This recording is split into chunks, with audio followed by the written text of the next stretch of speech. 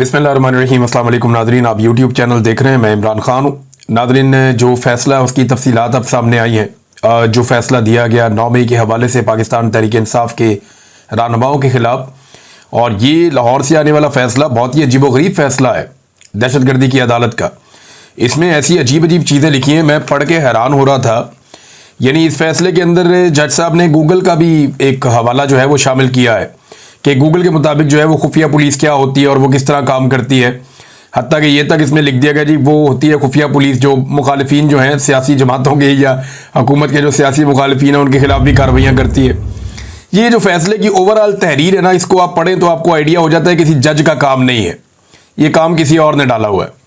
यानी इस फैसले के अंदर एक जगह पे यानी बड़ा मज़े का एक पैराग्राफ है, मैं आपको थोड़ा सा पढ़ के सुना देता हूँ, आप बड़ा इंजॉय करेंगे। इसके अंदर लिखा हुआ है कि they literally asked their leader Imran Khan as their red line in each and every rally and gathering. वो कह रहे जी हर रैली में और गैदरिंग के अंदर ये अपने लीडर को पाकिस्तान तहरीक इंसाफ वाले अपनी रेड लाइन करार देते हैं। ऐसा लगता है कि इमरान खान साहब की जो है वो तारीफ़ें हो रही हैं इस फैसले के अंदर। और जनाब इसमें कोई डाउट नहीं है कि workers and supporters of Pakistan Tehreek Insaf take the advice and command of their leader Imran Khan as sacred one, कि वो अपने लीडर की जो कमांड है या उसकी जो एडवाइस है, उसकी जो नसीहत है या उसका जो हुक्म है, उसको वो बिल्कुल फॉलो करते हैं प्रॉपर तरीके से।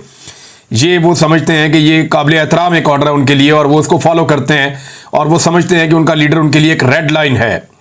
Even their rival knows very well that the workers and supporters of Pakistan Tehreek Insaf love their political leader being mystical figure। यानी वो कहते हैं वो बहुत ज़्यादा, इनके मुखालिफिन भी जानते हैं कि जो वर्कर और सपोर्टर हैं पाकिस्तान तहरीक इंसाफ के वो बेपनाह अपने लीडर से जो है वो वालिहाना मोहब्बत करते हैं। Similarly the president accused of instigation never thinking of disobey the command and direction of their leader Imran Khan. वो कहते हैं जी इमरान खान की जो कमांड और डायरेक्शन ऑफ से वो कभी भी पीछे नहीं हटते। इस किस्म की बातें जो फैसले के अंदर देखी हुई हैं। यानी ये फैसला, मुझे ऐसा लगता ही नहीं है कि जज ऐसा फैसला लिखते हैं या जज ऐसा फैसला कर सकता है। जो ये पैराग्राफ पढ़ लें आप या बाकी चीज़ें आप पढ़ लें, आपको हैरत होती है कि इमरान खान साहब की तारीफ़ें लिखी हुई है। वो ये बता रहे हैं कि इस लीडर को इसके फॉलोअर्स कितना ज़्यादा फॉलो करते हैं और कितना ज़्यादा इसके हुक्म को मानते हैं। यानी ये तो एक लीडर की बड़ी कामयाबी है कि अगर उसके फॉलोअर्स उसकी हर बात को मानते हैं और उसको फॉलो करते हैं और वो इसको अपनी रेड लाइन समझते हैं, तो एक लीडर को और क्या चाहिए होता है। लेकिन ये चीज़ें एक जज क्यों लिखेगा फैसले में?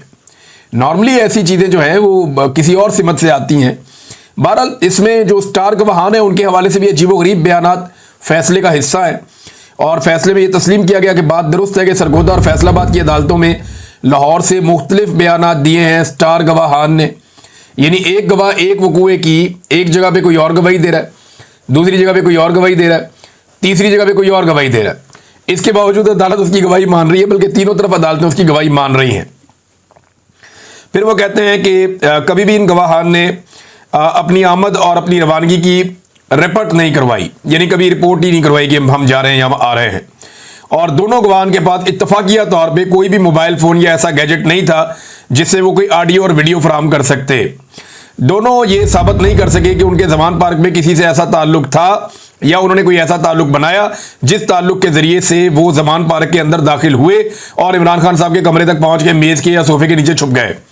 ऐसा कुछ उन्होंने दिया ही नहीं, ऑडियो वीडियो को कोई सबूत नहीं दिया और SHO ने ज़बानी तौर पर इनको जिम्मेदारी दी थी।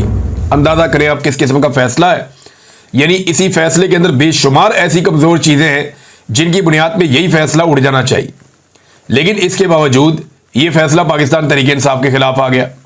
यानी पूरे फैसले में वो चीज़ें शामिल हैं जिनकी बुनियाद के ऊपर फैसला पाकिस्तान तहरीक इंसाफ के कारकुनों के हक में आना चाहिए था, लीडर के हक में आना चाहिए था, लेकिन एंड में जो फैसला लिखा है वो कुछ और आ गया। यानी पूरा जो इलेक्शन है वो पाकिस्तान तहरीक इंसाफ के हक में चला, सारी की सारी गिनती पाकिस्तान तहरीक इंसाफ के हक में हुई, सारे के सारे फॉर्म 45 जो हैं वो तहरीक इंसाफ के हक में लिख दिए गए और एंड में फॉर्म 47 जो है वो तहरीक इंसाफ के खिलाफ जारी कर दिया गया। ये फैसले भी इसी तरह लगते हैं कि जितनी प्रोसीडिंग होती है रोजाना जो रिपोर्टर रिपोर्ट करते हैं उसमें लगता है कि फैसला PTI के हक में आएगा। एक एक गवाह झूठा साबित हो जाता है, कोई सबूत कोई शवाहिद नहीं मिलते, जजेस उड़ा के रख देते हैं फैसले को और फैसले के अंदर वो कमजोरियां लिखी जाती हैं और एंड में फॉर्म 47 का फैसला आ जाता है। कि जनाब फारग पाकिस्तान तहरीक इंसाफ को बाटा रेट के हवाले से सजा दे दी गई है।